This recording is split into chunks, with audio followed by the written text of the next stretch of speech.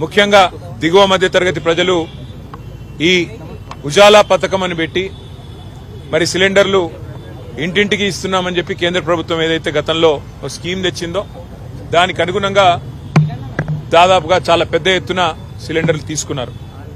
అట్లాగే మన రాష్ట్రంలో కూడా కాంగ్రెస్ ప్రభుత్వం మరి మేము 500 రూపాయలకే సిలిండర్ ఇస్తామని చెప్పి నమ్మబలికి ఇవాళ వారు కూడా ఎన్నికల మేనిఫెస్టోలో ఇచ్చిన మాట నమ్మి కూడా లేని వాళ్ళు కూడా తీసుకునే పరిస్థితి.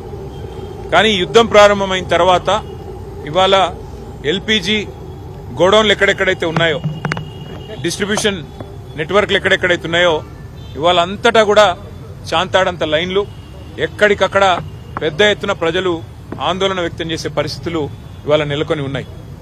ఒకవైపు కేంద్ర ప్రభుత్వమేమో పార్లమెంట్లో అడిగినా, పార్లమెంట్లో మాట్లాడినా, బయట మాట్లాడినా ఏ కొరత లేదు, మేం చూసుకుంటున్నాము, మేం మేనేజ్ చేస్తాము అని వారు చెప్తా ఉన్నారు, నమ్మబలుకుతా ఉన్నారు. కేంద్ర పెట్రోలియం శాఖ మంత్రి మాట్లాడినా, ప్రధానమంత్రి మాట్లాడినా ఏమీ లేదు, అంతా బానే ఉంది అని విశ్వాసాన్ని కల్పించే విధంగా వారు మాట్లాడుతున్నారు. కానీ క్షేత్రస్థాయిలో పరిస్థితులు అట్లా లేవు. వాళ్ళ ఏ గోడౌన్ కాడికి పోయినా భారీ క్యూ లైన్లు, భారీగా ప్రజలు ఆందోళనలో ఉన్నారు. రాష్ట్ర ప్రభుత్వమేమో కేంద్రం సహకరించట్లేదు, సప్లై లేదు, ఇబ్బంది ఉంది, కేంద్రం ఏమీ చేయలేకపోతే మేమేం చేస్తాము, పెట్రోలియం శాఖ మరి కేంద్ర ప్రభుత్వ ఆధీనంలో ఉంటుందని చెప్పి రాష్ట్ర ప్రభుత్వం తప్పించుకునే ప్రయత్నం చేస్తా ఉంది. మాకున్న విశ్వసనీయమైన సమాచారం ఏంది అంటే కేంద్ర ప్రభుత్వం కూడా ఈ 4-5 రాష్ట్రాల్లో ఏవైతే ఎన్నికలున్నాయో అప్పటిదాకా ఆగి మే 4 తర్వాత మరి సిలిండరు సైజును కూడా తగ్గించే ప్రయత్నం చేస్తా ఉన్నారు అనేది మాకున్న విశ్వసనీయమైన సమాచారం. 12 కిలోలు కాకుండా 10 కిలోలు ఏదో చేయాలి అని ఒక ఆలోచన చేస్తా ఉన్నారు. లేదు, నిజంగానే సప్లై లేదు, ఇబ్బంది అవుతుందని చెప్పి చెప్తా ఉన్నారు.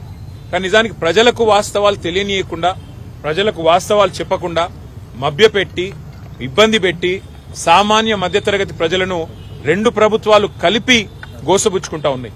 అటు కేంద్రము, ఇటు రాష్ట్రము ఇద్దరు కూడా ఈ విషయంలో స్పష్టమైన సమాధానం చెప్పాలి, ప్రజల్లో విశ్వాసం నింపాలి, ప్రజల్లో ఒక భరోసా నింపి ఏ రకమైన ఇబ్బంది కాకుండా అవసరమైతే మరి వారికుండే దౌత్య వ్యవహారాల శాఖ ద్వారా మరి అవసరమైతే ఇతర దేశాలతో మాట్లాడి, ఇరాన్లో ఇబ్బంది ఉంటే మరో చోట మాట్లాడి తెప్పించాలని మేము డిమాండ్ చేస్తా ఉన్నాం. కానీ నిజానికి ప్రజలకు వాస్తవాలు తెలియనీయకుండా, ప్రజలకు వాస్తవాలు చెప్పకుండా మభ్యపెట్టి, ఇబ్బంది పెట్టి సామాన్య మధ్యతరగతి ప్రజలను రెండు ప్రభుత్వాలు కలిపి గోసబుచ్చుకుంటా ఉన్నాయి.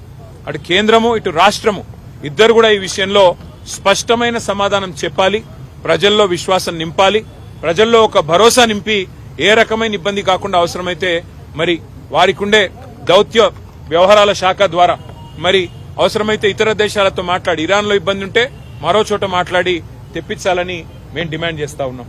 ముఖ్యంగా సామాన్య మధ్యతరగతి ప్రజలు, ఇందాక నేను చెప్పినట్టు ఆంబోతుల కొట్లాటలో లేగలు బలైనట్టు సామాన్య మధ్యతరగతి ప్రజలు ఇవాళ ఇబ్బంది పడతా ఉన్నారు. దేశవ్యాప్తంగా, రాష్ట్ర వ్యాప్తంగా తీవ్ర ఆందోళనలున్నాయి. అంతెందుకు, మా ఇంట్లో, అక్కడ ఇక్కడ చెప్పేది కూడా కాదు, మా ఇంట్లో నా వైఫే అడిగింది, యుద్ధంతో ఇంక సిలిండర్లు దొరకవంట కదా, తెప్పించుకోవాలంట కదా అని చెప్పి అడిగే పరిస్థితి. అంటే ఇవాళ ప్రతి ఇంట్లో ఇది ఒక చర్చగా మారిపోయింది, చర్చనీయాంశంగా మారిపోయింది. కాబట్టి ఈ విషయంలో వెంటనే కేంద్ర రాష్ట్ర ప్రభుత్వాలు ఒక వివరణ ఇచ్చి మరి కేంద్రంలో, రాష్ట్రంలో కొరత లేకుండా చూడాలని, వెంటనే ఈ విషయంలో ఒక సకారాత్మకమైన వైఖరి ప్రకటించాలని చెప్పి రాష్ట్ర ప్రభుత్వాన్ని డిమాండ్ చేస్తున్నాం. ఎందుకంటే అబద్దాలు చెప్తా ఉన్నారు, కొరత లేదని వారు, సప్లై లేదని వీరు, మధ్యలో నలిగిపోతున్నది ప్రజలు. కాబట్టి వెంటనే ఈ విషయంలో వివరణాత్మకంగా చెప్పాలని చెప్పి శాసనసభ వేదికగా ఇవాళ అడ్జర్న్మెంట్ మోషన్ వాయిదా తీర్మానం ఇచ్చాము. చర్చకు పట్టుబడతాము. ప్రభుత్వం స్పందిస్తే మంచిది, స్పందించకపోతే తప్పకుండా ప్రజల తరపున ప్రశ్నలు అడుగుతూనే ఉంటాం, నిలదీస్తూనే ఉంటాం. థాంక్యూ.